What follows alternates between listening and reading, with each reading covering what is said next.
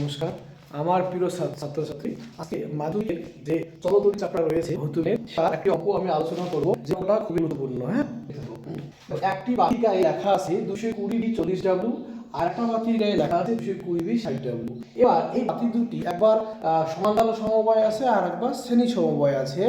এই বাতি দুটোর মধ্যে কোনটা বেশি জ্বলবে সেটা বের করতে হবে। দেখো, প্রথম বাতির ক্ষেত্রে আমরা প্রথমে রোধ বের করে নেব। দেখো, P সমান V²/R, এই হচ্ছে সূত্রটা। তাহলে এখানে P এর জায়গায় R, আর এর জায়গায় P লিখে নিলাম। তাহলে R সমান V²/P পেলাম। তাহলে প্রথম বাতির ক্ষেত্রে V এর মান 220, তাই 220²/40।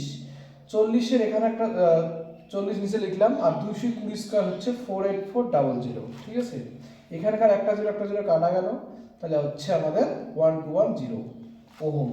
এবার দ্বিতীয় বাতির ক্ষেত্রে দেখো, P = V²/R, তাহলে R = V²/P, মানে P এর জায়গায় R, আর এর জায়গায় P। এবার এখানে আমরা কি বের করব? V বের করব। তাহলে এখানে V² মানে হচ্ছে 220, তাহলে 220² মানে 48400, আর নিচে কত 60, 00 কাটা গেল, এটাকে ভাগ করলে আমরা পাচ্ছি 806.66 ওহম।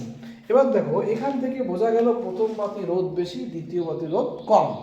এবার শ্রেণী সমবায়ের ক্ষেত্রে H R এর সমানুপাতিক, মানে তাপ যদি রোধ বাড়ে তার তাপ বাড়বে, তার মানে যে বাতিটি রোধ বেশি সেই বাতিটি বেশি জ্বলবে। তার মানে ক্ষেত্রে প্রথম বাতিটি আমাদের রোধ বেশি, তার মানে যা রোধ বেশি সেই বাল্বটি বেশি জ্বলবে লিখছি।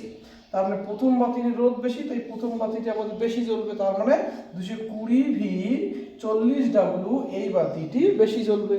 কিন্তু সমান্তরাল সমবায় তাপ রোধের ব্যস্তানুপাতিক, মানে যা রোধ কম সেই বাতিটি বেশি জ্বলবে। তার মানে যা রোধ কম সেই বাল্বটি বেশি জ্বলবে। তার মানে আমাদের দ্বিতীয় বাতিটি কি রোধ কম, তার মানে আমাদের 220V 60W বাল্বটি বেশি জ্বলবে। বোঝা গেছে? মাধ্যমিকে এই চলতরিৎ চ্যাপ্টারে 3 ধরনের অঙ্ক হয়। একটা হচ্ছে বাড়ির বিল বের করা, আর একটা হচ্ছে VW বলতে রোধের অনুপাত বের করা, আর একটা কোন বাতিটি বেশি জ্বলবে। এবছরে বাড়ির বিল বের করা অঙ্ক এসেছিল।